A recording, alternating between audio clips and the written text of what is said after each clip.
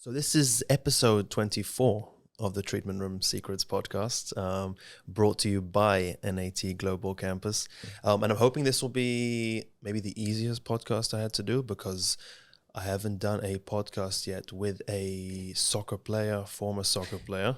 So this should be easy. So I have many questions to ask you, and also from, the other side of the spectrum of gender. I never really got to, I've spoken to friends of mine, people that I've played with, but never a female soccer player, never got to interview a female soccer player. So I do have many, many questions. So I'm sitting here with Erica, is it Suter? Suter. I have a problem with the U's when it comes to it, because also now we're in Lutz, Florida, yes. Right, just outside Tampa. And to me, I would go with Lutz. That's how I read it, but it's Lutz. So Erica Suter, really nice to be Suter. See, I'm mixing up the U's again. So Erica Suter, really nice to be here with you. We spent a day together yesterday. We had a good time. We recorded some nice content, and I've been following you for a while on social media. And I think you do something very interesting. It's a very, you're in a niche of working with female athletes in a way that's maybe some coaches, some people prefer maybe to avoid speaking about certain things and challenging certain aspects of training and of the game. So I think it's very interesting what you do. So I'm super happy to be here with you. And the first thing I want to ask you is, when did you start playing soccer? Oh my gosh. I started at, I think it was age 6, but it was actually against my will. I didn't want to go. Parents? And yep. But the funny thing is like, at that age, your parents kind of pick the sport for you because you don't know what's going on. And I remember this vividly. And my mom and dad said to me, "You're going to soccer practice." And we got in the car and I cried the whole way there and was throwing a tantrum. And my parents dropped me off at the field. I met my coach and practiced for an hour. And then I got back in the car. And the first thing I said to my parents was, "When do I get to do that again?" So you liked it? I loved it. And my mom, it's like, we always joke moms know best, and they really do. Mm-hmm. And I always tell her, I'm so glad that you made that decision for me and you pushed me to try something. And I was also doing like ballet at the time too and didn't really like it. And my parents wanted me to try a different sport. And I'm so glad they took me to practice. And even though I was crying, I ended up falling in love with it after that first practice. Why do you think you hated ballet? I didn't like the outfits. The outfits. And there was like makeup and we were wearing like lipstick at that age. And I remember it was super traumatizing. So I was like, I don't want to do this. And then, I think the difference was too with soccer. I just felt very free, like running around and chasing a ball. And I love that part of it. And I fell in love with it so young, but I still played other sports like lacrosse and basketball, played with my brother and his friends like flag football and baseball. So I was serious about soccer, but I was still like dabbling in other things when I was really young. And did you feel good in soccer? Did you feel like... Oh, yeah. Yeah, did you feel in comparison to the players that were around you? It just felt like second nature to me. Although I did have a crazy experience when I was young. I scored my first goal, but it was an own goal. I think I was like age 7 or 8 and I was dribbling the wrong direction and I scored and I was like so excited, but like no one was cheering. And I was like, oh, I scored on my own goal. So there's been times where, I've made mistakes, but I stuck with it and continued to learn the game and had fun with it all through childhood and didn't get serious till I was 13, like the travel system. Yeah.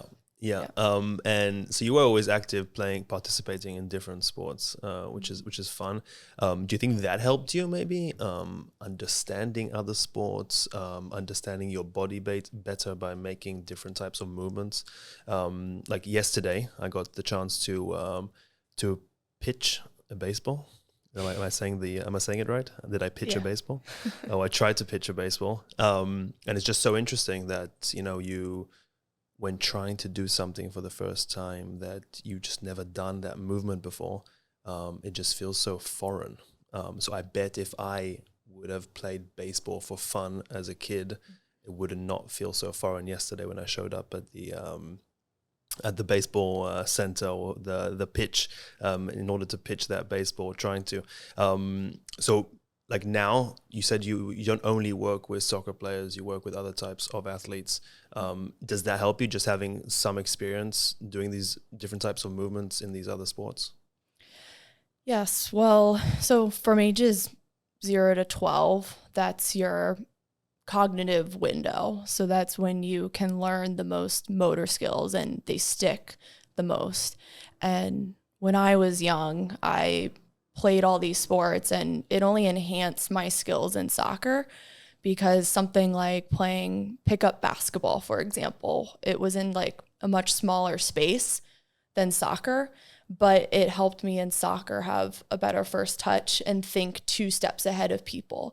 So it really helped my soccer IQ. Things also like tackle football and wrestling with my brother and his friends when we were so young, it helped me be aggressive in soccer and learn how to shield my body and have body awareness. And even lacrosse, having hand-eye coordination and having my head up more helped me have my head up more in soccer. And I think nowadays a lot of parents and even players are under the impression to get better at a single sport, you just have to do more of that sport, when in reality you have to develop this foundation of motor skills and athleticism, and it's only going to add to that sport. So everyone's kind of doing the opposite now of what we used to do back in the 90s. Do you think about these anecdotal lessons that you learned when you were very young? I'm asking because you're working with young athletes all the time, so I'm assuming you from time to time want to impart some wisdom on them. So do you think about these lessons that you learned when you were their age or even younger?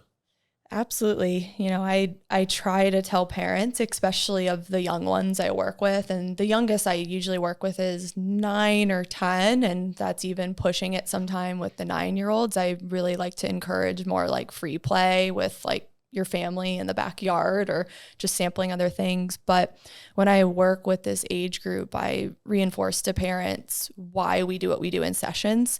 We don't have a soccer ball.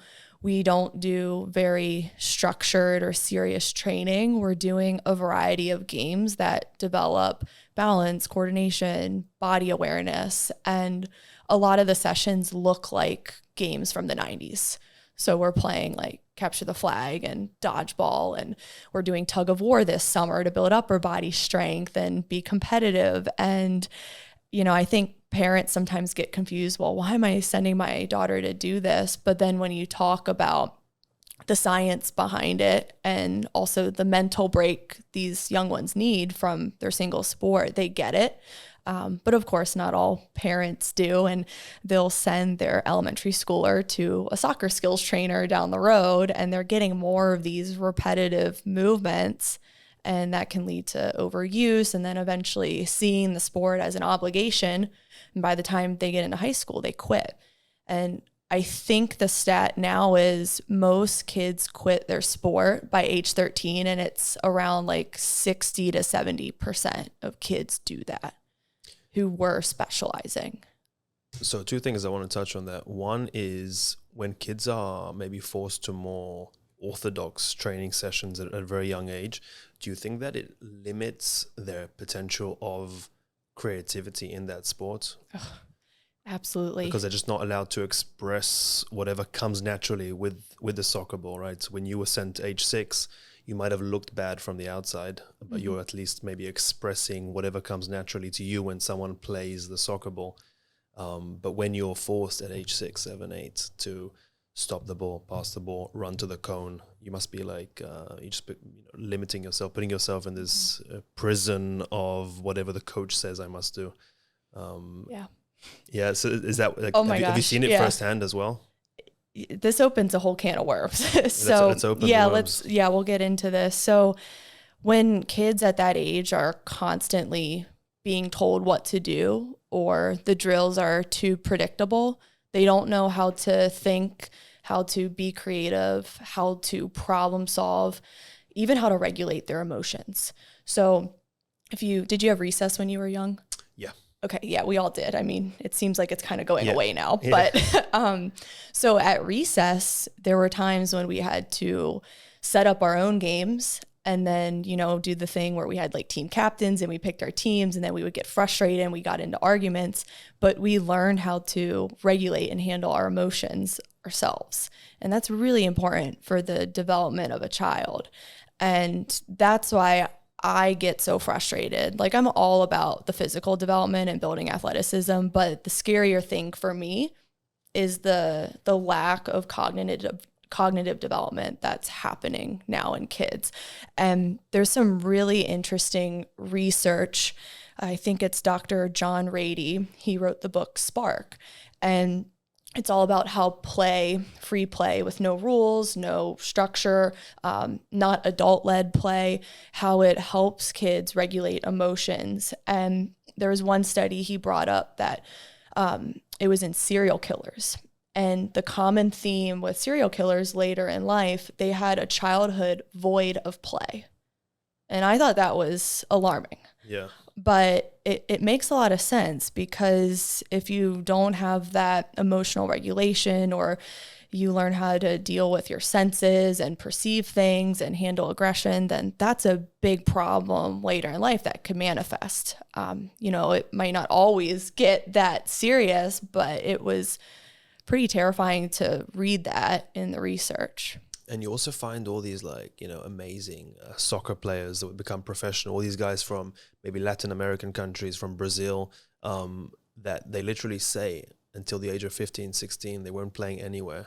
They were just doing whatever they wanted on the streets. And if they had to play with a can or play with a bottle or play with a tennis ball, like whatever it is they played. So they were always being creative, always problem solving. So then almost when you're at this structured environment, things to some degree could seem even easier to problem solve. And I always felt that. I always felt at a young age, I always felt like it was a bit silly what we were doing, pretending to be professional adults as, professional players as 6, 7, 8-year-olds, which I think kills the spirit of many players. They just don't want to be part of it. But firsthand, have you seen that even today with younger players that you work with, or siblings of younger players? I see it everywhere. I see specialization being pushed. I see kids moving a lot less. Playgrounds are empty. They used to be packed. Yeah. Even with social media, I see really young kids with Instagram accounts. Most of them are parent run, but it's just this constant, look at my 7-year-old, dominating U7 soccer, and they're doing professional photo shoots and headshots. And I'm like, first of all, these kids are growing up way too fast. That's another rabbit hole.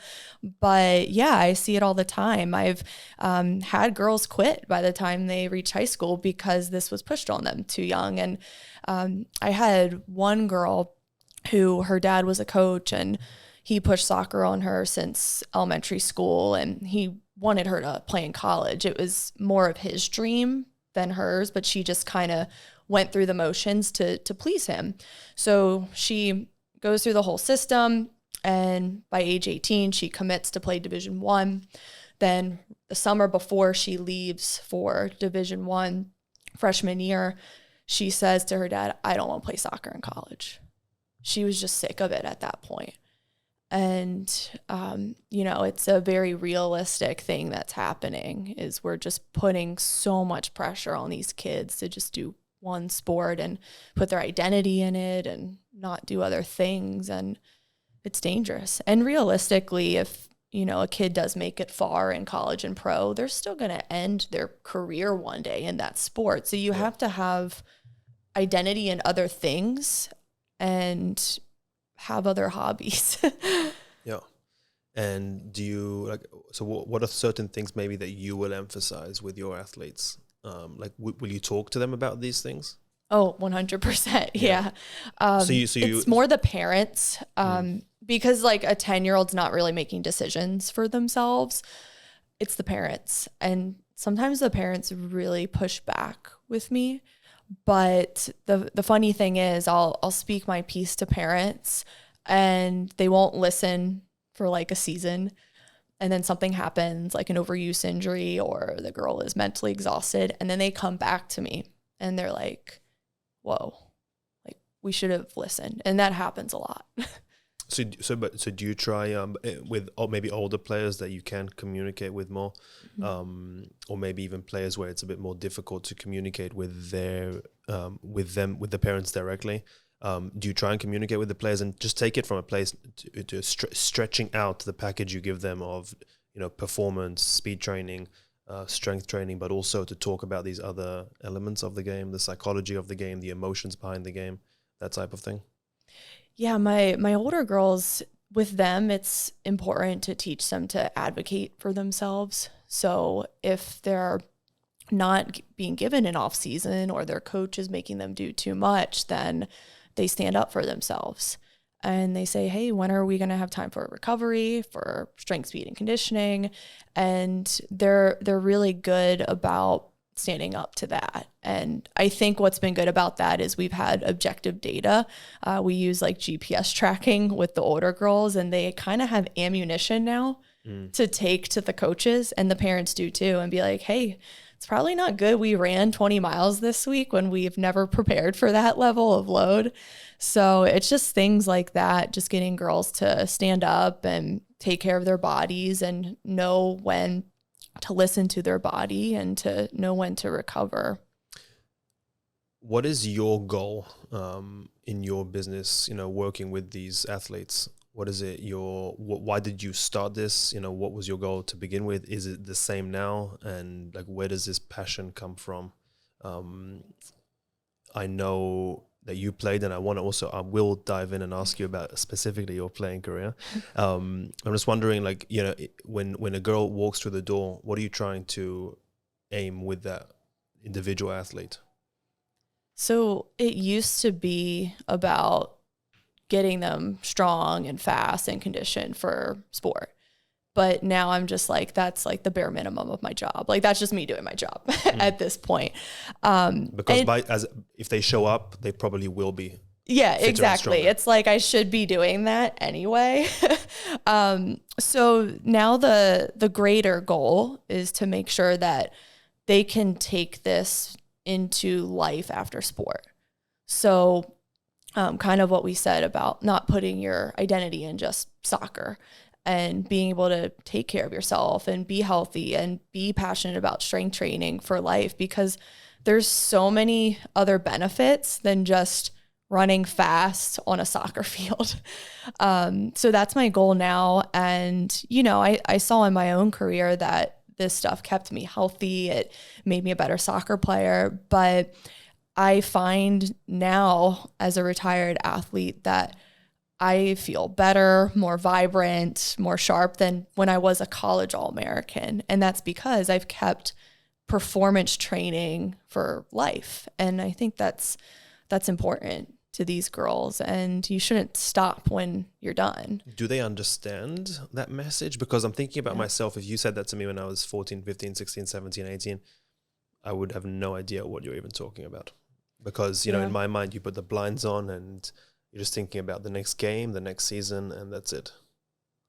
Well, they're teenagers, so who knows if they understand it. Yeah. But, I don't think it's a waste of time to plant the seed. Even with me personally, like my nutrition was awful as a teenager. It was awful in college. My sleep was terrible. But sometimes you have to come to that on your own. But there are people in your life who do plant those seeds, and eventually it clicks, whether it's when you're in your mid-20s or now when I'm in my 30s, and that's worth something. And I think for the teenage girl, even the middle school girl, to start having these conversations and teaching about good nutrition and recovery and sleep, because they're not learning it in school. So it's like, well, if I can at least expose them to that, then that's going to be helpful. Who planted those seeds for you? My mom, definitely. My family was always very active and healthy, and my mom like worked out with me a lot. And I think a lot of these behaviors are also learned by having good role models. And that's what I'm trying to be to the girls. My soccer trainer when I was young, Laurie Shoy, she played at UNC. She was supposed to be better than Mia Hamm, but she got a hamstring strain and couldn't get to that. But she planted those seeds in me as well. And then I think just in college, it was like junior year when I was realizing that my energy wasn't the best it could have been. And that's when I started to research into nutrition and learn more. But I had to kind of come to it on my own. So what did you feel? Well, not well rested because we were all going out and partying like rock stars and then eating like fried food. And, and of course, you don't want to like restrict, but you don't want to like do stuff in excess. But, I started to fuel with more of like whole foods and all the macros. And my junior and senior year was when there was a shift, and I never really felt flat. But freshman and sophomore year, there were days when I was like, I don't think I prepared well. How was that transition for you, let's say, from high school age to college, level-wise, athleticism? Were you immediately able to keep up and you felt like you were okay? Yeah, definitely. And it took a lot of work, but college soccer for me was pretty much the pinnacle of it all. And I wanted to go into college and play. I wanted to start, I wanted to contribute and be an impact player. So that summer leading up, I still did my strength and conditioning. Even I had been doing it all through high school. So just having that underneath my belt gave me good preparation. But I talked about this in the course, playing with Division I men's players to gain confidence. So that summer I decided to get into a more challenging environment than what I was about to get into. So I was like, all right, I probably should play pickup soccer twice a week with these men's players who are 3 years older than me, because they'll teach me to play quicker, to be more creative, to be stronger. And once I get to preseason with the ladies, I'm going to feel like it's the easiest thing I've done. It's probably the best training out there, no? To play with better, stronger, quicker players. 100%. Even if it's extremely frustrating. Because I remember even as a kid, when you're 11 and you play with 12-year-olds, it feels like they're, a decade older than you and a decade wiser than you and quicker than you. But even if you perform really badly in those situations, when you go back to your friends group, to your team, you feel a lot better. And it's like something you actually feel, right? Every single time. Yeah. It's crazy because I get asked about confidence a lot. And I think people believe confidence is feeling good. Like positive affirmations, self-talk. But like, that's the icing on the cake. It's not going to make you unshakably confident. Yeah. Confidence comes from getting into an environment where you are challenged and learning how to overcome that. And did it suck playing with men the first time? Was it really hard? Was I exhausted? Yeah. But each pickup game I played, I learned something new to one-up them and get better. Or they taught me a new move and I tried to work on it on my own, or I tried it in the pickup game. And that's another thing with like skill confidence and, being confident with like 1v1s. No like rehearsed skills training where you're like going against a cone, 100 reps, which is really common in soccer now. That's not going to help you have tenacity in a one-on-one in a game.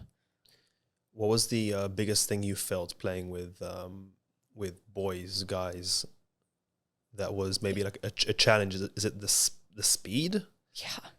Yeah. It was very fast paced, and it was more like 1 and 2 touch, and your movement off the ball was just nonstop. So you had to be like 3 steps ahead thinking. Yeah. So it was amazing, and I had never been exposed to that. I was on the best club team in Maryland at the time, and like the trainings were really intense. Don't get me wrong, but What's the club? Bethesda, yeah.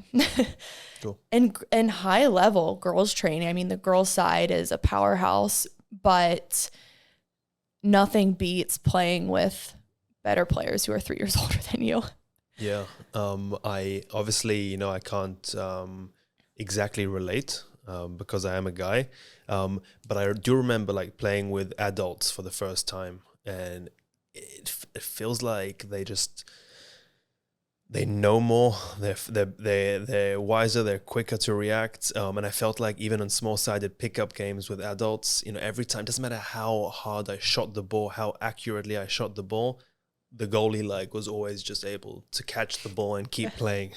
And I remember that feeling, and I still get nightmares, from it sometimes. And it's so frustrating, I have this theory that you mentioned confidence. I have this theory that I can only speak to soccer because it's my only first-hand experience in sports. But I have this theory that if you are able to crack that, whatever confidence means, and I think you put it in a very nice way. If you're able to actually be confident and step on the field, you might be like a 50% better player automatically. Because, I've played with players that are, one portion of the season where you can see that they're just alive and confident and they play phenomenally, like incredible soccer. And then maybe a few months later, maybe it's the coach's fault for putting their confidence down. Maybe their parents put their confidence down. Maybe their girlfriend put their confidence down. But whatever it is, maybe they're coming back from an injury and they lost their confidence based on that recovery. Maybe they didn't feel confident in whatever their hamstring. The performance just goes. But even simple things like, they still know how to shoot. They still know how to make a pass. They still know how to make a cross. They still know how to defend someone, but things just don't work out. And I felt that too. It's like, you can actually like forget to do really simple things when you lose confidence. And when you have confidence, the other side of the spectrum, you don't even need to think about the actions that you're taking on the field, I feel like it comes naturally for some players too. Like, the confidence part. Yeah. Like you see a player and you're just like, they just got it. And I think there's also genetics involved. And a lot of people don't talk about genetics. Like some people are just genetically gifted, like Messi. And he's just going to be confident because he's just good. And he's passionate too. I think passion's a part of confidence as well. And you can work on confidence and train it, but there's also like a natural side of it too that no one's talking about. So what do you mean by passion when it comes to confidence? Just having a love for the game, and even when you mess up, just still being tenacious. I found that the most confident girls love the game the most, and they don't get down on themselves when they make a mistake or they're in a playing rut. They just like keep plugging away at it and they don't give up. And some players just kind of crumble when that happens. Did you have good coaches in your development as a player? I did. Good people that guided you? Yeah. I was very lucky. I'm sure you must hear horrible stories from if you have a selection of athletes and they each have their own coach or coaches. You must hear some horrible stories. Yes, I do. No, I was lucky, But I think it's a problem because, a lot of the power that on the really like confidence. So like a 14-year-old girl's confidence in life could rely on her coach. Mm-hmm. Or the parents. And I've had situations where parents will hire me to help with confidence. But then at the same time, I'll like go to watch the girl play. I go out to watch games sometimes and I hear the parents bringing her down on the sideline. And I'm like, well, how are you expecting me to offset what you're doing and improve her confidence when you're constantly getting on her about things and nagging her and berating her. So adults really influence that, and the coaches too. I've heard some really bad coaching stories, and there's just a lack of encouragement for girls, and they're just constantly being brought down by their coaches too. And I never had that as a player. My coaches were strict, but it wasn't like, you suck or you need to do this. Like, it was more like, hey, you made a mistake. I'm going to coach you how to fix it. That's impressive. I know. Well, I mean, that's coaching, right? Yeah, like, I know. it's like, but it's like, and then I see coaches where players make mistakes or the team loses and their default is, okay, we're going to condition at the next practice and run them, when we really could be spending our time going over where the breakdown was and going over tactics. It's just like, it blows my mind. And these are like qualified, like licensed people doing this. Yeah. Whereas, since you started playing, a lot has happened in the US, specifically around soccer. So, yeah, what do you feel now when it comes to soccer that you did not feel then? I think a lot of people focus mainly on the positives, that it's growing in numbers, it's growing in international awareness of, what the hell is going on in soccer in the US. Where does it come to you? Because you've been involved in soccer now for a couple decades. So the positives I want to touch on first. So there is more exposure and growth on the girl side, which is great. And there's really high level leagues for girls. Girls are getting more access to performance coaches at soccer clubs. And it's an amazing thing, especially with performance and injury reduction. So we've come a really long way there. And there's more opportunity to play college soccer for girls. But I think the issue... Is there more opportunity to play college soccer for girls? In what sense, though? There's multiple divisions. There's multiple pathways. You don't have to be on the best team in the state to play for a good school.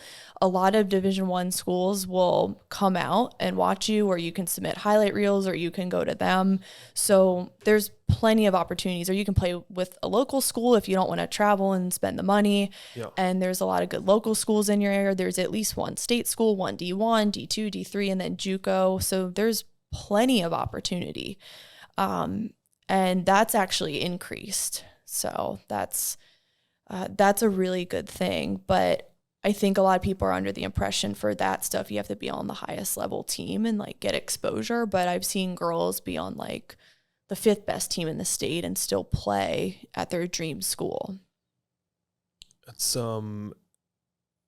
great, first of all. Yep. And yeah, no, it is, it really is. But in terms of, even and I'll maybe connect this to your career, but is there more opportunity now in terms of a professional route for female soccer players in the US? Like, is there more of a realistic dream to aim for? Yeah, I would say in the US and overseas. I know a girl who just graduated from Johns Hopkins playing professionally in Iceland. I know a few girls who are in England or Germany playing. And then here we have the Women's Pro League, the NWSL, and they just recently added a new team, Angel City, which Alex Morgan is on now. And is that in LA? Yeah, it's in LA. And, I look at the games and there's a lot of fans there. I mean, it's really growing, and they're doing a good job of marketing it and really building up the league. So I think there's more opportunity in that sense. And obviously the women's national team is still one of the best in the world. Yeah. I think there's a lot of opportunity. And then as far as female coaches, they're pushing women to get hired. A lot of colleges, a lot of pro clubs, even youth clubs, they're like, look, we need women, like we want to hire at least like 5 of them. So I think there absolutely is more opportunity. Of course, people will say, oh, well, there's, women still have it hard. I actually think they have it easier now. Oh, interesting. Hot take. Yeah, we'll get controversial with it. Yeah. Can you expand on that? Well, first of all, there's not a lot of women in coaching. but the ones who are get to a really high level. And, you know, of course, there's some clubs where there might be an imbalance of men and women, but we can't narrow it down to, oh, well, they just don't want women. It could be, well, who applied for the job? How many applicants were there? So I don't want to say like it was because people are denying women, but there's a lot of women who do have really high level positions at United Soccer, the USL, D1 colleges. It's way better than it was 10 years ago. And for me, I feel like I actually get more opportunities and more jobs and more collaborations because I'm a woman coaching female athletes. And I'm aware of that and I'm grateful for it. Yeah. I have nothing to complain about in that sense, but which is great. And tell me, did you ever have the thought or desire or passion to be a team coach? No, not at all. Well, and that's another thing people won't talk about is like, I personally don't desire that because of the life. I've been asked about like working for a college team or college strength and conditioning or in the pros, and it's just too stressful for me. Like, I want to be home with my family, but still like balance work and life. So that's not worth it for me. Maybe for those who don't know, this is a very controversial take. And I've seen it. You know, and looking at even when I played, the assistant coaches, they worked 18-hour days sometimes. Crazy. And traveling all the time. You know, the travel, it's really nonstop, and it was also difficult to progress, you know, without many years under your belt. Very difficult. And even when you do get an opportunity, finally, you know, it can slip out of your hands in a moment. You know, you have a bad season, a bad few games. The players don't like you. You know, it could end instantly. The athletic director switches, and they bring in a new coach. So it's very. I don't think it's controversial at all. I think it's even it's a lot of turnover. A lot of turnover. Yeah, a lot of turnover. And it's not guaranteed at all, and not everyone can hang and handle that environment, and that's okay. Like, but is it something you at least like thought about, and like because if the life was maybe more balanced and you could do it, would you like to be the head of a team, a coach of a team?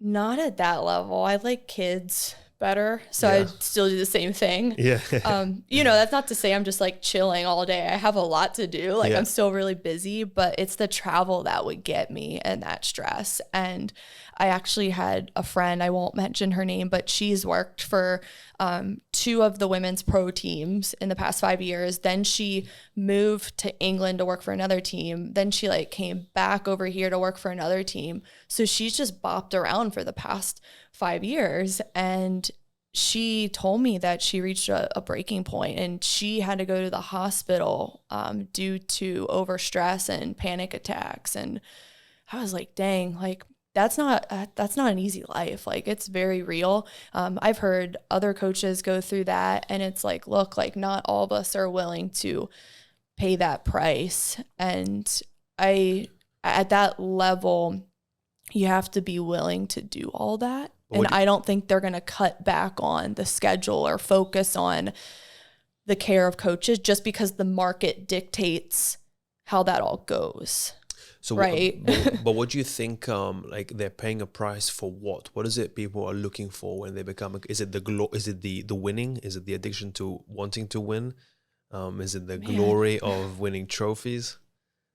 I don't know. At that level, it's tough to say. Like, I know some people in that space that truly want to impact the game, but then I don't know if that would be the same for everyone. I'm sure there's some people that, you know, want the wins or the championships or to say they took a team to the EPL final or whatnot. But it's hard to tell, but it's a huge sacrifice. Yeah. And I wasn't willing to do that. Like, my sacrifice is more like my day-to-day and what I do for the kids. Like, I'm willing to do that, but I'm not willing to do all the travel and deal with management and the pros and all that. Yeah, and you get to work with athletes on an individual basis and forming relationships with them individually rather than managing a team of relationships. It's more autonomy too, like with your strength programming. And I think when you work at a high level, when you're in like college, you have to deal with like the team coach or the athletic director saying, oh, well, we don't want like split squats in their program, or they shouldn't be doing speed work in season. And you're constantly micromanaged and you're told what to do in your job, even though the science says you should do that stuff, but no one cares about you or the science. But in the youth space, you're like given more freedom to write your programs and to not deal with people barking at you and being like, well, you can't include this exercise. Like we said about the young players, like you are now as a strength and conditioning coach, you get to express yourself as a coach without the limitations of a head coach, a university, an organization limiting you to what you can do with your athletes. Yeah, that's exactly it. And I've, coming back to my friend who worked for the women's pro teams, there was a point when management was telling her that they couldn't strength train in season at all. And it's like, well, wait a minute. Like, do you want your players to stay healthy and maintain and focus on recovery? But management didn't care. They're just like, we just want soccer practice. So it's like stuff like that where it's like, man, like you can't really leave an impact. And you don't get to see your athletes as much too if they're not training with you in season. So you can't build relationships either. Even looking at the way you work with your athletes, the current programs that you impose on them, and that you said you practice yourself, right? You practice what you prescribe to your athletes, which is awesome to hear. I try, which is awesome to hear. Have you seen what you prescribe to your athletes and to yourself? Have you seen that evolve even over the last 18 months, couple years? Oh, I've changed my mind a lot. Yeah. You know, I mean, we used to do just like the big three, like barbell back squats, bench press, deadlift. But then I started to realize that for the growing athlete, we don't need to do all barbell work to get a good strength effect. We can do free weights. We can do front loaded squats for better core and back health. So I've changed a lot of the exercise selection from like several years ago. I've also changed my mind on conditioning and making it more explosive. So like 12 to 15 seconds in length instead of like 60 seconds to 2 minutes, just because they get a lot of that at soccer practice and they need more of the explosive and speed work. So I've changed my conditioning. I've changed my speed training too. And that's because in the past few years, I've started to turn to the track guys on speed. Obviously, I mean, they work with the fastest people in the world, so I should listen to them. Yeah. And I realized that with speed training, I wasn't resting my athletes long enough in between sprints to get that speed and that central nervous system effect. Yeah. I also wasn't focused enough on sprint mechanics and really breaking down sprinting form. And that's something I've really leaned into in the past few years. And I'm trying to coach them as much as I can, like track athletes, so they can really raise the ceiling on their off the ball speed. Because in the game, it's like you don't have the ball at your feet that long. It's only like 3% of the game. So building that true absolute speed became really important. And they weren't getting that at practice either. People underestimate how much little you actually touch the soccer ball in a 90-minute game. It's crazy. I think like the players that we think spend too much time on the ball, they spend like maybe 70 seconds. Yeah, it's as like a whole total, accumulated. It's crazy. Like no one touches the ball, which is really interesting. Even like center midfielders, I think they might be a minute and a half total for the game. Insane. Yeah, it's crazy. Yeah. So I want to talk about that. So like speed training. Can we give even some practical bits of advice to even female athletes that do not have access to you, or parents of athletes who do not have access to you. Like, what are some things speed training wise that maybe you've learned from track athletes, or that you started implementing in your programs that you never got, or that you never thought of including until you did? So it's interesting that I just recently turned to these track people, because when I grew up, I actually had a track speed coach, and I like learned all this stuff, and I got insanely fast. So I don't know where in that time period I was like going off and like getting away from that, but I'm back. So the three key ones for speed Back to the basics always, right? Yeah, back to the basics. There's actually 4 key ones. So the first one is speed needs to be trained consistently. It's a very advanced skill. So it's like doing like a scissors move or learning how to shoot a soccer ball. You have to repeat that and get in the repetitions and really master that skill. And with speed training, you have to do it year round, the best you can. Obviously in the off season, you're doing more speed days than the in season. It's just like one day, just for like 10 minutes, super short. So you have to do it year round. And I just find it funny that parents think they can do a speed program for like a month's time, and then their kid runs the fastest 40. It just, even my mom gets that doesn't make sense. And my mom's like a pianist, so. Yeah. But I just find it so funny. It's such a hard skill. So consistency, number one, and then consistency with doing plyometrics. So making sure you're building power and fast contacts with your foot, with the ball of the foot. So doing plyometrics, jumping high, jumping far, and measuring those over time. And then the second one is working on your sprint mechanics. So how the arms are positioned, having an upright posture, striking the ground with the widest part of your foot. And you can reinforce that through drills like marching and skipping and different variations on those. And then the last one is making sure you sprint and you do it for over 20 meters distance as hard as you can, linear, because you run at your fastest when you're going linear, and timing that. And that should be in less than 5 seconds time.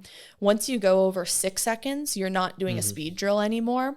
You get into more of your like alactic conditioning work.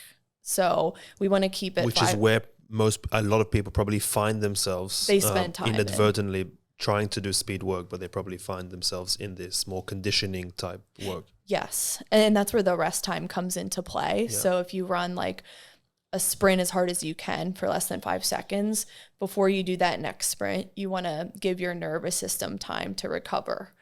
And to get scientific, your ATP usually replenishes after like a couple minutes, which 5 is our minutes, energy. What you use for those explosive movements. So it's key to rest. I usually rest 5 to 7 minutes in between. And I think a lot of people are like, oh, well, do you just like stand there? I'm like, yeah, you just stand there. Like you don't need to do it. It's tough for us to conceptualize, separating speed from conditioning, from mechanics, from mobility. Like, we kind of want to do everything all together and get it over and done with and go home. And that's the problem. Like people want to chase 2 rabbits at once, but you don't catch any. Yeah. So like whatever drill people are setting up, whether it's for speed, agility, or conditioning, it has to be separate. And you have to ask, okay, well, what do I want to get out of this drill? What's the adaptation?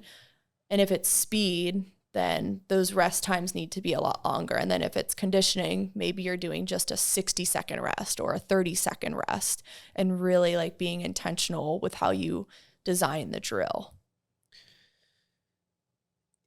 Even, you made me want to sprint more. Even I said something to you yesterday where, most people, I think it was like 92+% of people after the age of 30 never sprint. That was crazy stat. Yeah. I was surprised. Yeah, look, I don't know if it's true or not, but it does make sense to me. Like, because who the hell sprints if they don't have to sprint? Even me, like I'm very active, I run, but how often do I sprint? Very rarely.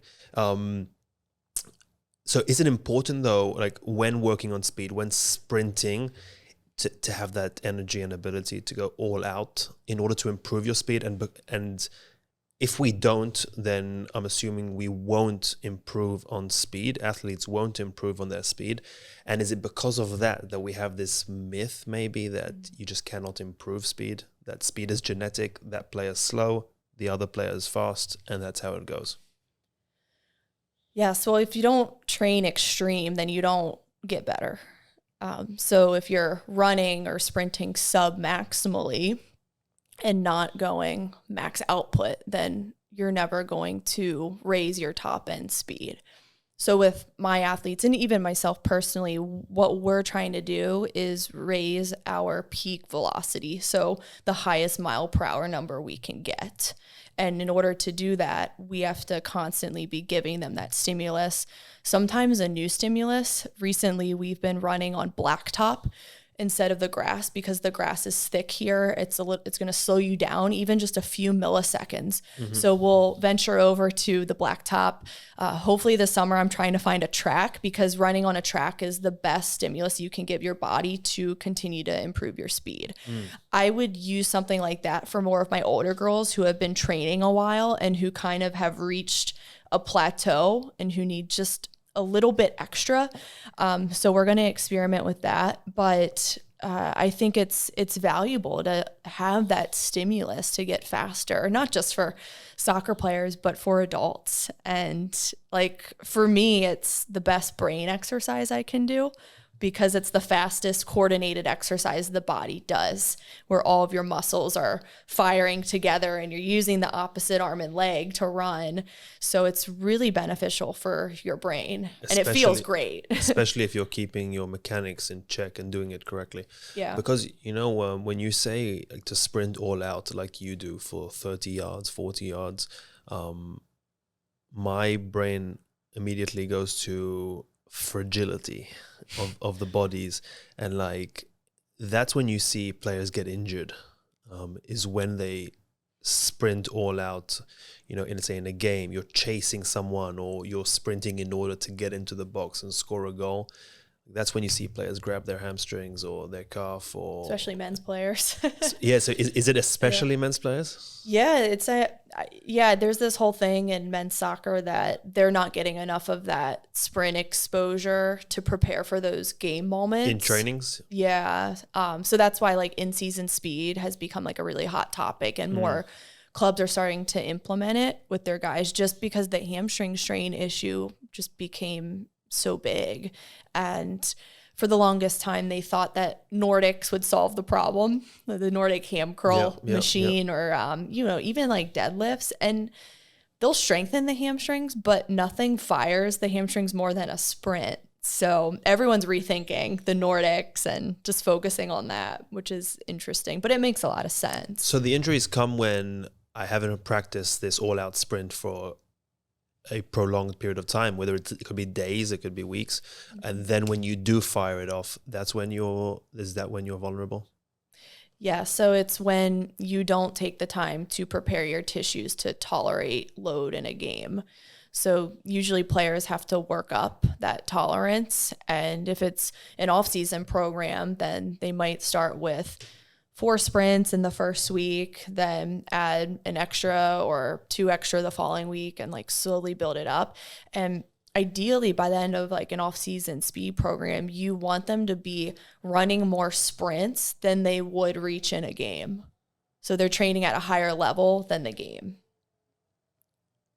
So let's say I haven't sprinted all out in a very long time.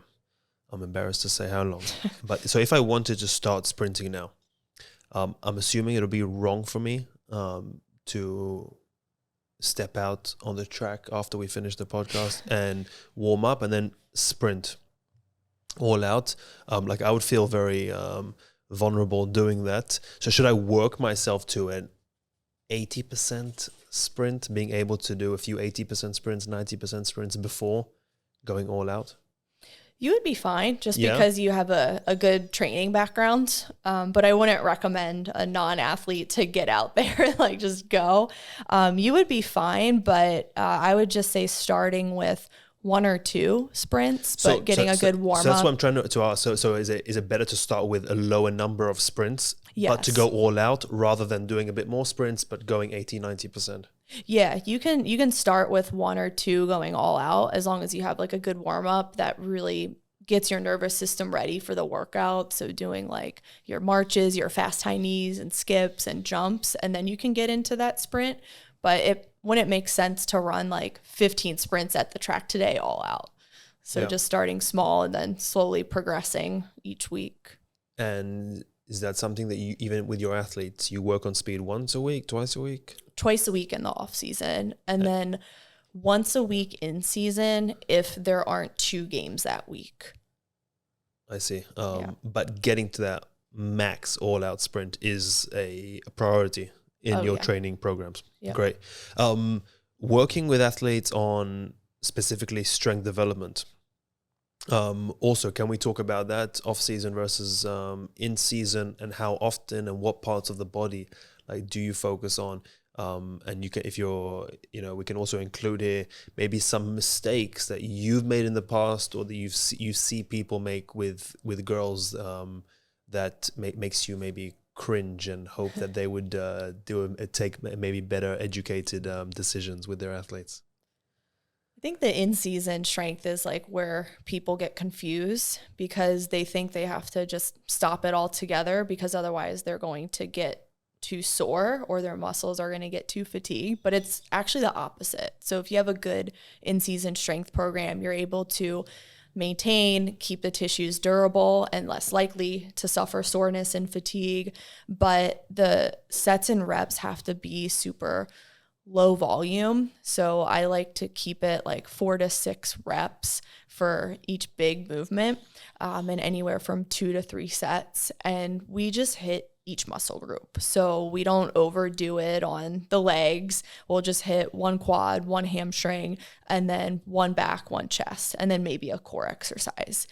And then there's mobility in there as well, and some recovery. And usually that's 1 to 2 times a week, depending on the schedule. It can change weekly because some girls have like 2 games on the weekends, which is insane. Yeah. But yeah, the in-season strength training, it should never make athletes more sore. If it is, that's extremely concerning.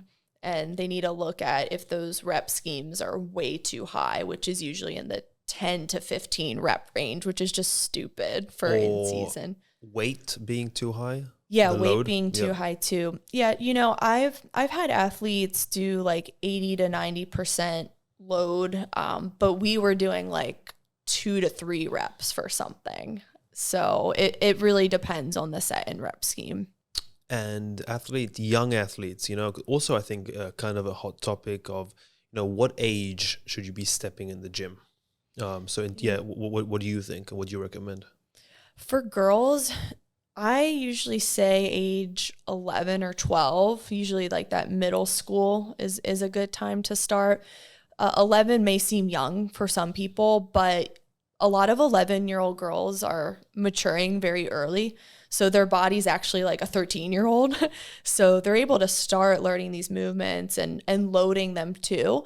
But so even some loading is okay at that young age? Yeah, it is. But they have to prove over several weeks that, okay, I can control this with just body weight. And then, okay, maybe now we'll hold like a 10-pound plate in a goblet squat. So it's okay, but there has to be a careful progression in place. And do you emphasize on technique of performing these drills with athletes? Because I've seen a lot of people, when you go to the gym and you just see people doing things wrong and it almost painful to watch. There's that. And then there's also, I've seen athletes get injured in the gym, which is, it's so counterproductive, right? Because we're in the gym to get strong, to maintain our health and strength. And then if you get injured, if you're a soccer player and you get injured in the gym, like what are we doing here? Technique is huge for the middle schoolers. And I just like to reinforce body weight. Even if we hang out there for 2 months, which has happened before, that's totally fine. They have to be able to get that down first before we add load. But, it could be different for some athletes where the load actually helps them do it better. So it might look different, across female athletes. I've had one girl who couldn't do a body weight squat, but then when we added a kettlebell, it was perfect. So could be highly individual too. Yeah. But if a girl is training, or even a boy, teenager, they're in the gym, they're following a program, should they be feeling pain? And I'm not talking about muscle soreness, because I think a lot of people go to the gym, have back pains, maybe shoulder pains, knee pains from doing all these loaded activities, exercises, and they keep showing up and doing the same thing in the same way, and just kind of get used to feeling these pains. Is that something that you experienced with your athletes, or get feedback from your athletes in terms of different pains? And like, if someone does feel pain in certain areas of the body, how do you manage that? So we don't do any movement that causes pain or chronic soreness. So if that's happening, then we just change what we're doing. With like knee pain, that's a common one with girls. If they're feeling any knee pain on like a squat or a lunge, we might regress that down to, okay, we're going to do a lunge hold so that the knee joint's not flexing. It's just the muscle, it's still contracting, but the knee's not moving. And usually they do well with that. But yeah, we don't do anything that involves pain or soreness. And the gym's supposed to make you feel good. It's supposed to enhance performance. Yeah. But that's not to say lifting shouldn't be hard. I mean, there's parts in the program where you're not going to feel pain, but it's going to feel like a grind to get the last few reps because you're lifting more load, or you're doing a pull-up without a band. I had a girl last week who had to do 2 pull-ups with no assistance, and she said the second rep was really hard, but it didn't make her like sore or in pain. It was just challenging, which it should be at times, because otherwise we're not progressing. What is your favorite exercise to do yourself? Pull-ups. Pull-ups is your favorite? Pull-up and bear crawling, I think. Yeah. Okay, so is that the reason you use 2 of those to out of the 3 strength assessment exercises that you perform with your athletes? No. No, I mean, I just so happen to like those ones. Yeah. I love pull-ups just because they're so hard to get and work up to. And I used to not be able to do one.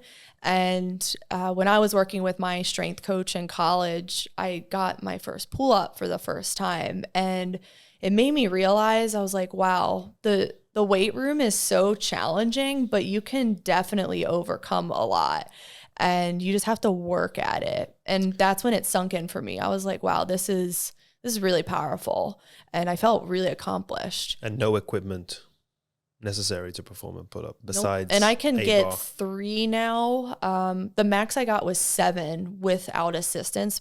Right now I can do 3, but they're like strict, like arm straight, like no cheating, like strict. And do you do a lot of like ISO holds, like one of your strength assessment exercises? And do you incorporate those into your programming? Different types of pull-up variation, holds, hangs? Mm-hmm. Yeah, those are the accessory movements I'll use. I'll do a lot of TRX rows, dumbbell rows, and progress that and really build my strength so that it makes that pull-up easier. Sometimes like paused variations too, or eccentric pull-ups as well.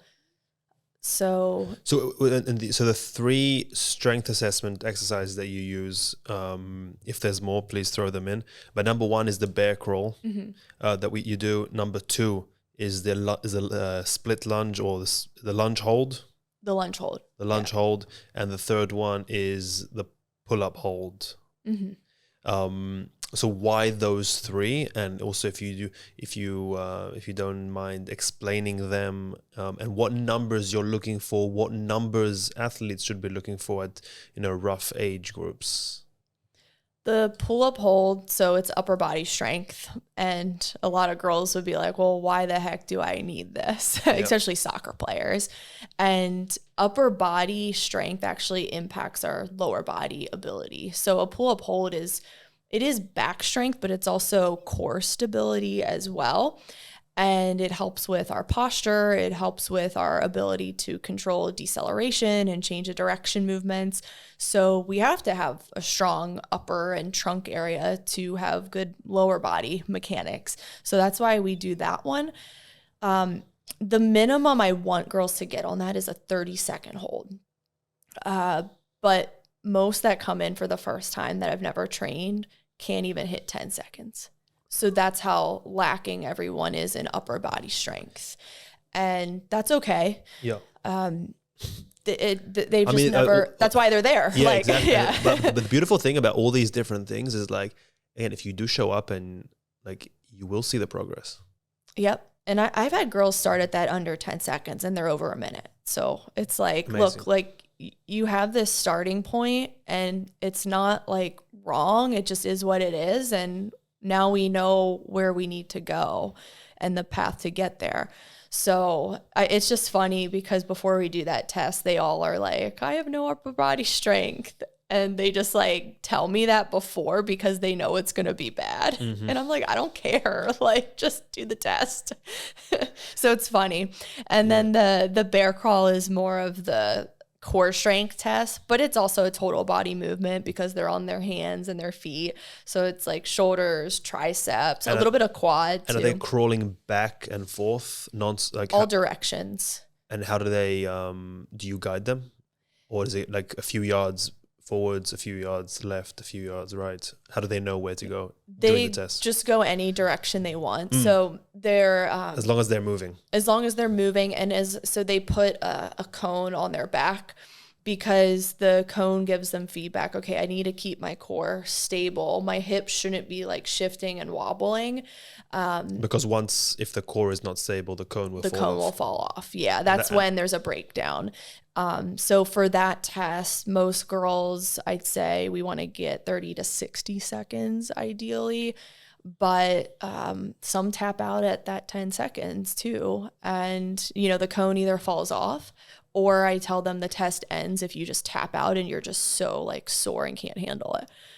Because towards the end of the test, like your quads are on fire and your shoulders. So, they can tap out when they want, but it's just crazy seeing that lack of like true core strength because a lot of them feel, oh, well, we should just be doing sit-ups and crunches. And it's like, well, where in sports are we like flexing like that? Yeah. Our core is actually stable. Our posture is controlled. We have a good center of mass. So sit-ups aren't your best bet for sport performance or injury reduction. So that's what I try to explain to them with the crawling, because with the crawling, they're like, oh, I don't feel my abs. Mm-hmm. And I'm like, well, it's a total body exercise, but core stability isn't just abs. Yep. It's your low back too. And it's also your hips. So I think that's the one thing that I've just been trying to teach on that front. It's super interesting. Absolutely, yeah. And then we have the lunge. The lunge, yeah. The lunge. So McKenna yesterday, she holds the record. She's at 12 minutes each leg, and she's one of my 16-year-old soccer players. And the lunge is just holding a lunge position. And we do both legs, so just pick whichever leg you want to go forward first and hold it as long as you can until you tap out or you feel like your quad's on fire. We also end the test if they're in that lunge hold and their trunk starts to like wobble or they like fall or like hunch over, we stop there because it's not just a quad endurance test, it's also a trunk stability and single leg stability test. So those are some of the things we're looking for. 60 to 90 seconds is good for that one. And what's the importance of performing these tests? How often do you perform them? And should athletes be doing this themselves or with their parents, whoever's guiding them? They should do them several times a year.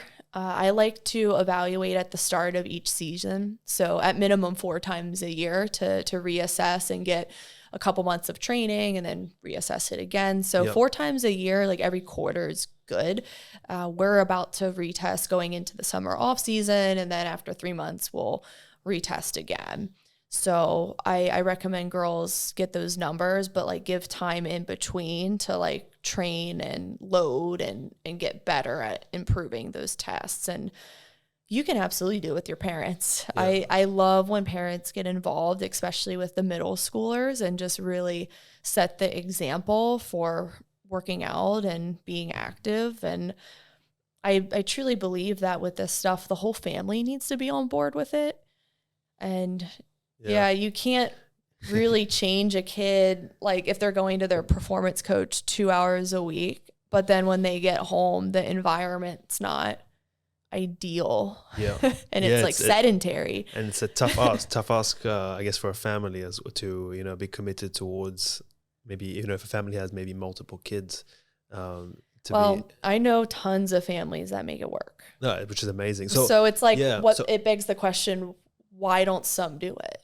So what would you be your recommendation for, you know, the ideal parent guidance? Because there's a lot of negativity involved when parents get involved with their kids playing. You know, every country, every city I travel to, every state I travel to, everyone likes claiming that their parents are the craziest when it comes to you know, manage or guiding their athletes, whatever sport it is. Parents are insane, you know. Even when I was a kid, even now when I see parents really everywhere, parents just really don't know how to behave in these sporting events. Maybe it could be a minority, like a loud minority of parents. And I'm sure you see lots of beautiful examples. Like the father I met yesterday seemed like, I'm assuming he's a great, you know, guide to his daughter and does great. So you see the positives and the negatives when parents get involved. What would be some advice for parents that are not sure exactly how to be useful? This is a hard one for me, and I like tread lightly here because I'm not a parent. Yeah. So like, who am I to give advice on how to parent? But I could speak from like how my parents did it. And the key was, it was a lot of leading by example and learn behaviors. My mom and dad were super active. They still are. They're retired and they're biking like 50 miles a weekend, like going hiking out west. So they've always been a great example. And I think that's the most powerful thing parents can do, because be an example. Is be an example. And even with nutrition, like my mom always got me involved in cooking with her and knowing what I was putting in my meals. And I think a lot of the home cooked family dinners are going away just because everyone's so busy. But if we can bring that back, that would be nice, and get the kids involved and make it a whole family thing and make it about the environment we're putting kids in. And I just think that environment's so key and it's so impactful for youth. And I get questions about nutrition a lot with parents, and from parents? Yeah. And they ask me to help their kids' nutrition, but at the same time, they go home to a pantry that is like processed foods and sugar. And it's like, well, how much can I help if they're going to that environment? So it's a team effort from the parents and the coaches to help the kid, because a 10-year-old doesn't know any better. Like they don't know like how to eat or what's appropriate. So we have to guide them through it. And we can't just put that all on the coach. It has to be all of us doing it. So that's my best advice for parents. And then I think with like my dad, he was really good at not like getting too involved in micromanaging. He was always kind of the parent at the corner flag away from the other parents because he didn't want to deal with all the crap. And he was just standing there like quietly. Yeah, good job. Like just cheering me on. So should that, you think, how the mom and dad should behave on game day? during the training sessions? I liked it that way. Like my mom was like a cheerleader. She was always just positive. She always was like, good job. Like she never like yelled or like coached from the sidelines. And my dad was just like silent. And I think that really helped me because it allowed me to focus on the game. And I've seen parents who would like coach and like narrate every single play from the sidelines, and the kids constantly looking at the parent for approval, or, oh my gosh, I made a mistake. Let me look at my mom or my dad. And it distracts the kids so much. And I know the parents think they're like helping, but it's hurting the kid in the end. So, I mean, it might sound obvious, but would you recommend to, like, when you speak to parents, if you, let's say, maybe notice a parent is a bit too coachy with the athlete, with their son or daughter, would you recommend for that parent to like take a step back and not get involved in the minute details of playing the game?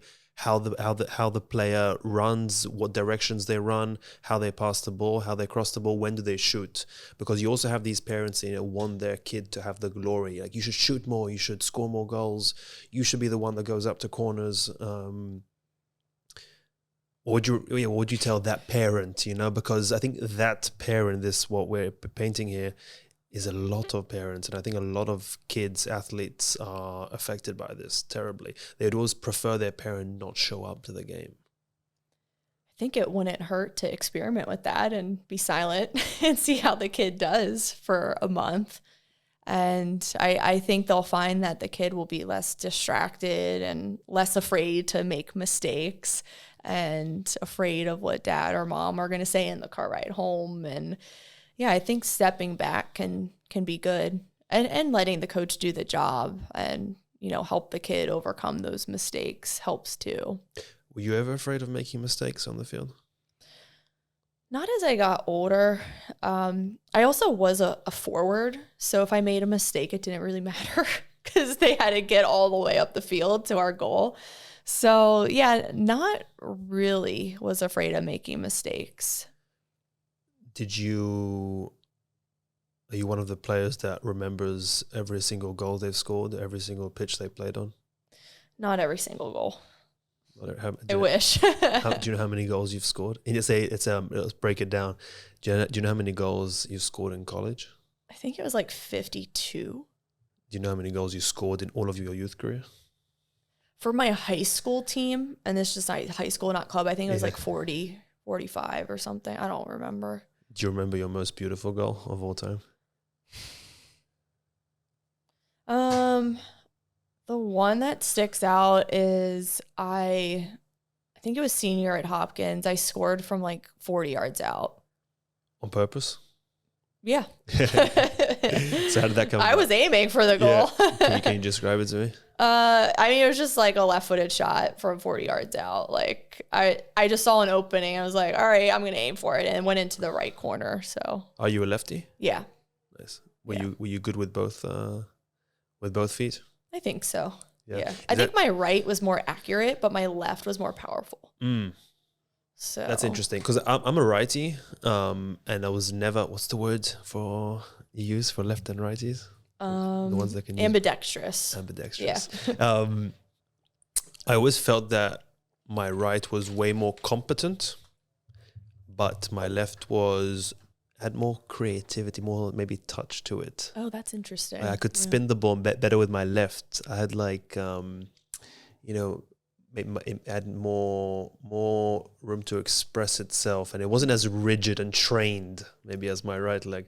That's what I always felt. That makes sense. Yeah. Yeah. But is that something you emphasize also, the importance of, with your players, maybe, of thinking about always using both feet just to have that level of competency, especially like girls aiming to college or further in their careers? You kind of need it as a prerequisite nowadays.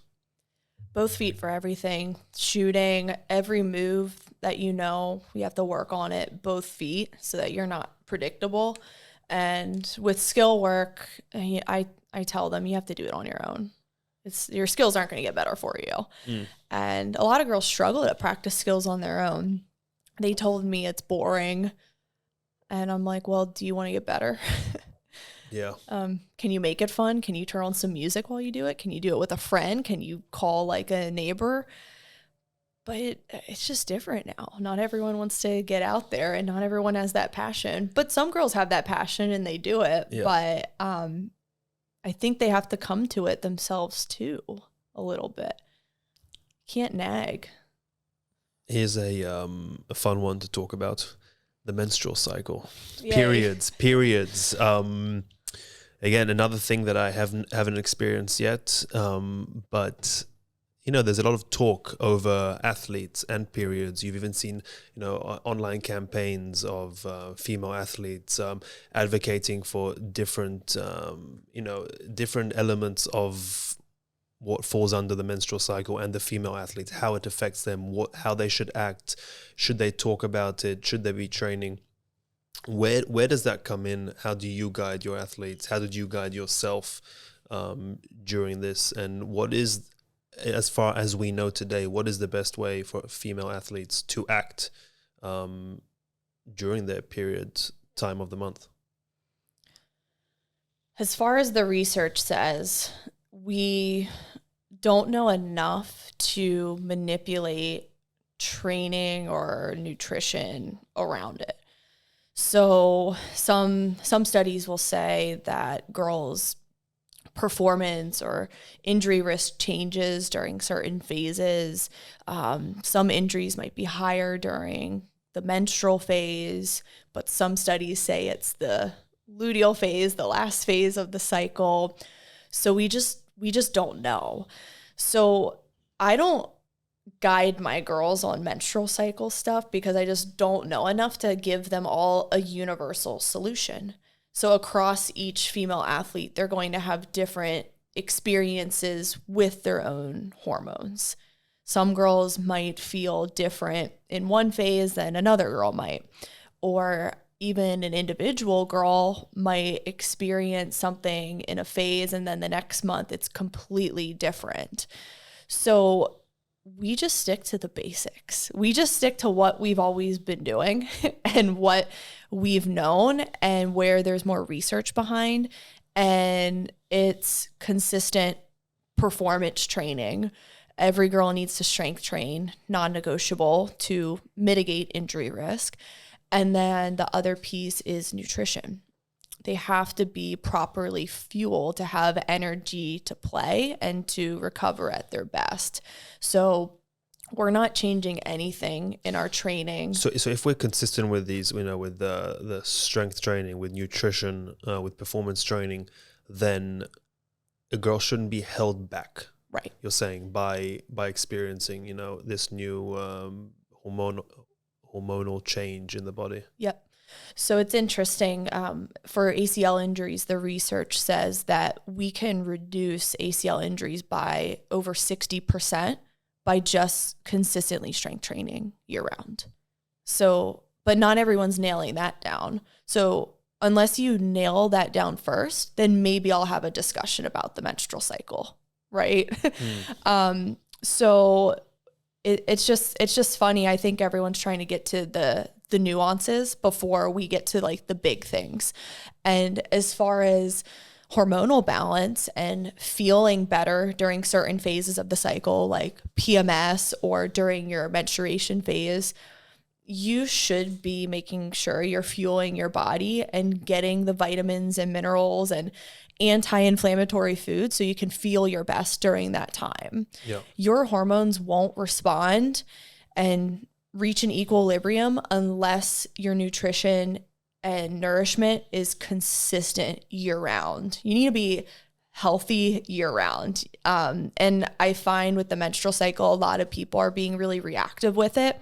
Like they'll get PMS and then they're like, oh my gosh, I need to like up omega-3s this week. And I'm like, I take omega-3s every day. And when this comes, it's not as amplified as it could be. Mm-hmm. Because hormones respond to consistency in what you're putting into your body. Yeah. And we have to nail those down first before we get into all the specifics. The specifics are distracting. It's like too much science being bad science. Yeah.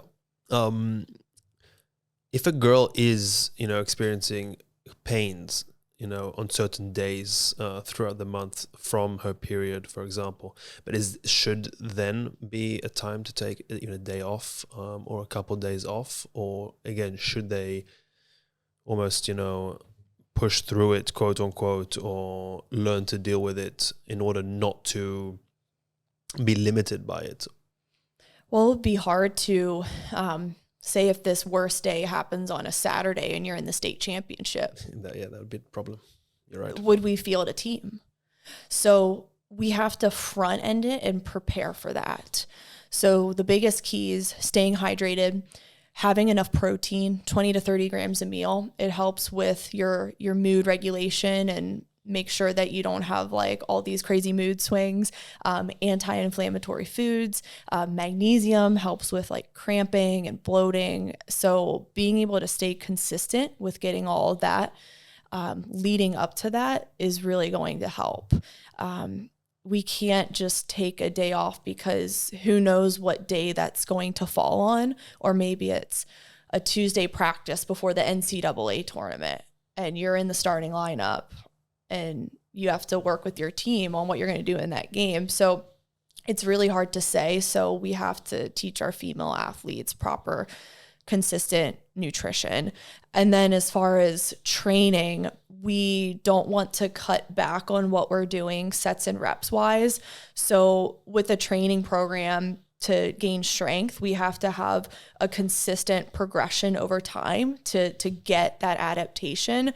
So if we're doing a set of 10 to 15 reps week 1, and then a set of 10 to 12 reps week 2, and then 8 to 10 week 3. And that week 3 is when they feel off and they're like, oh, well, I'm just not going to like train this week. Well, we miss a critical period where we actually ended up upping the weight, and we can't take that week off because that following week we're going to have to regress back again, because we can't have these like constant like spikes and dips in load and set and rep schemes, because in the end that's actually going to cause more issue, more injury, not enough progression. And in the female case, it's going to be a monthly thing. Yeah. Consistently. Unless you're prepared and you're getting your nourishment. Sleep is a big one. Sleep really helps with your mood and your muscle recovery, and muscle recovery tends to go like down during certain phases, which is why we should still be getting enough protein. Yeah. ACLs you touched on.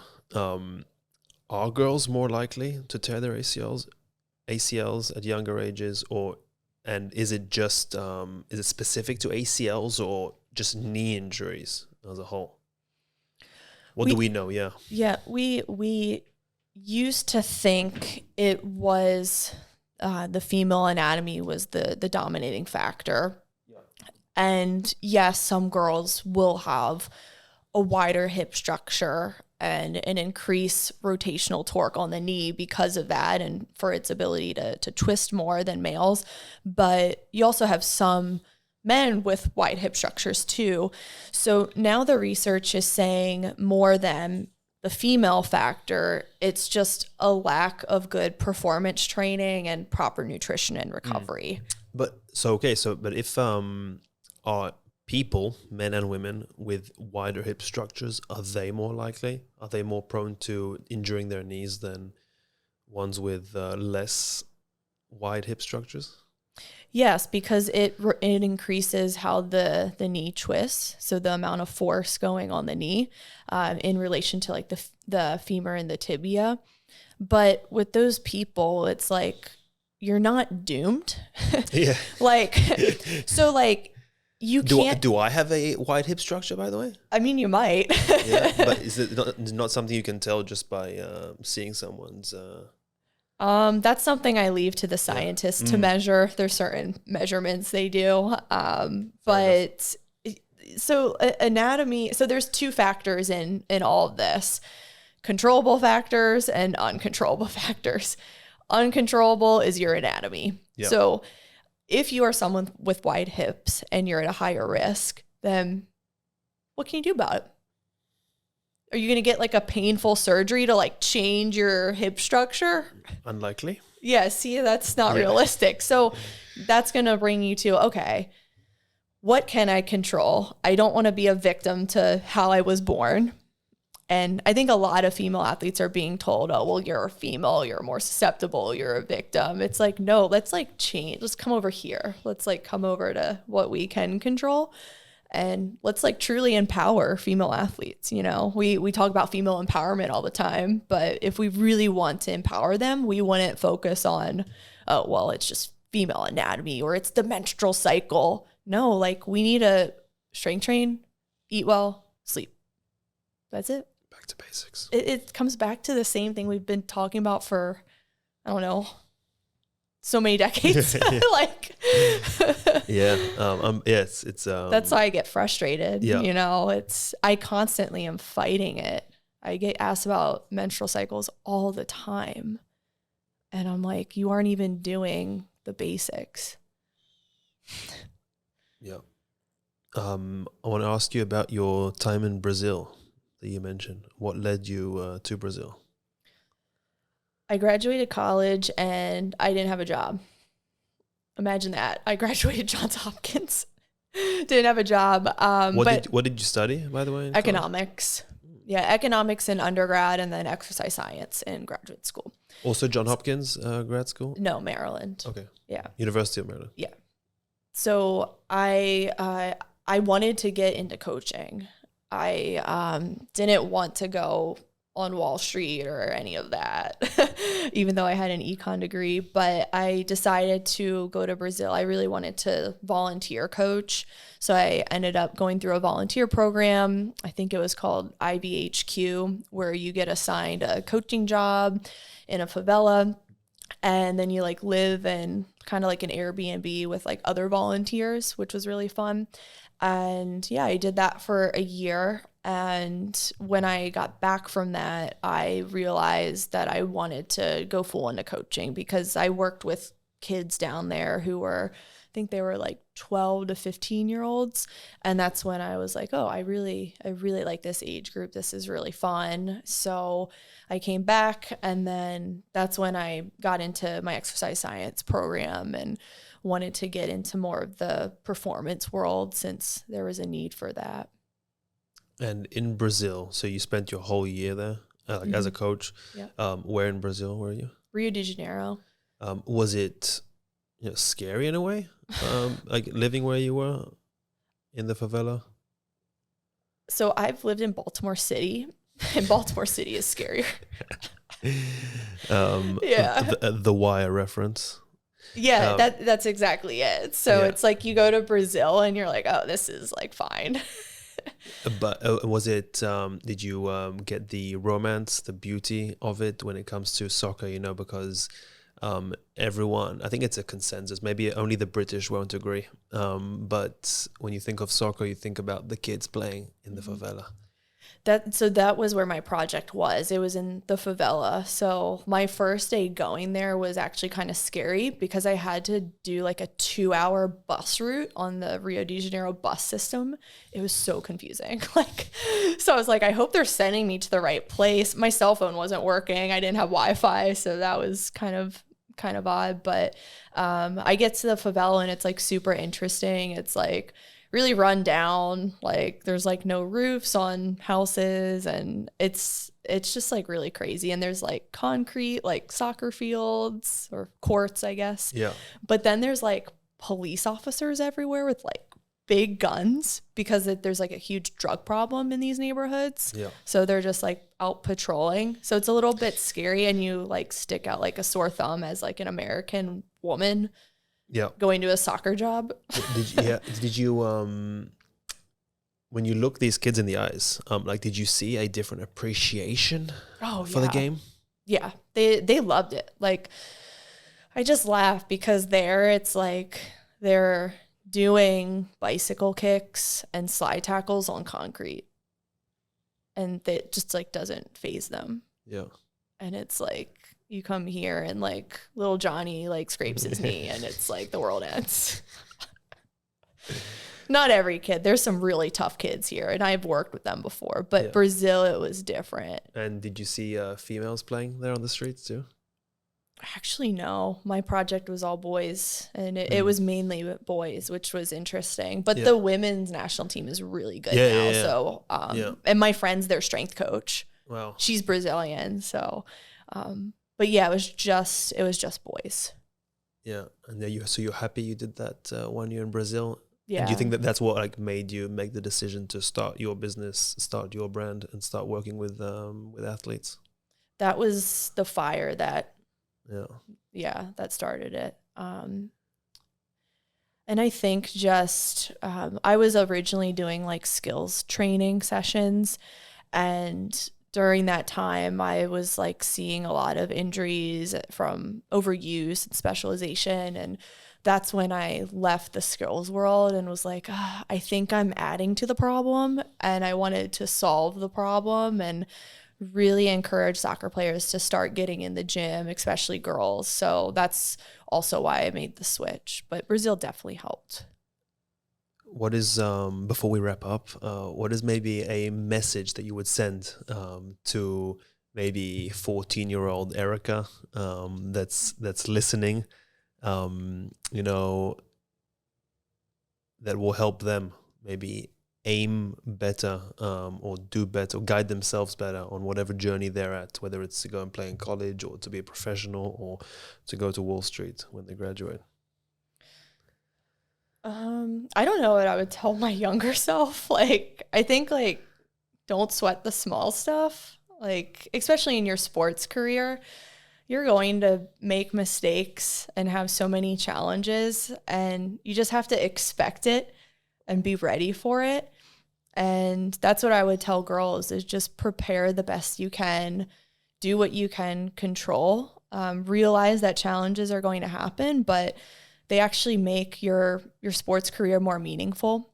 And I look back and I'm like, you know, I think if everything had been so easy, like the road to getting to college, if that was a cakewalk for me, I don't think I would have felt fulfilled getting to that point. I think meaning comes from the challenge along the way, and not just like reaching that goal so quickly. And I think a lot of people are focused on that outcome, and they're not enjoying everything in between. Yeah. Working with you has been great. Talking to you now has been great too. This is fun. I love the work that you do, and it's fun. It's fun to be, you know, in a training environment and seeing young athletes who really care, who are maybe pursuing a journey, a dream of theirs. I find that super inspiring, and I love seeing, you know, even like the girl we saw yesterday, McKenna, how excited she is, how serious she looks.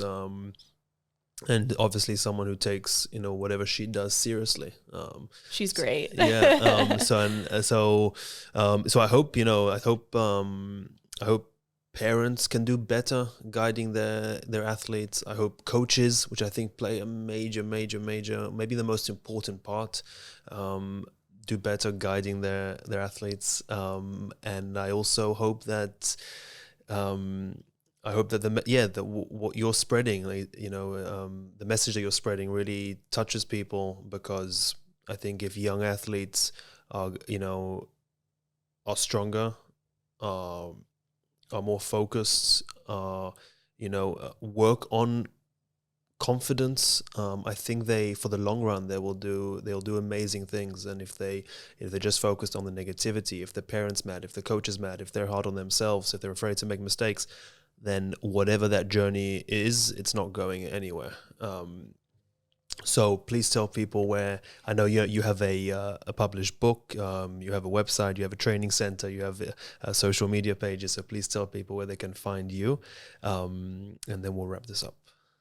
This was fun. I like just having these conversations, and it's just nice to discuss the journey of soccer and sport performance. And yeah, this was really fun. For me too. Yeah. Yeah. So everyone can find me at ericasuter.com. And then from there you can find my book, but it is only on Amazon in Kindle and on paperback, and it's called The Strong Female Athlete. Erica, thank you very much. Thank you so much. If you liked this video and you want to see more, make sure to subscribe below and don't forget to hit the notification button.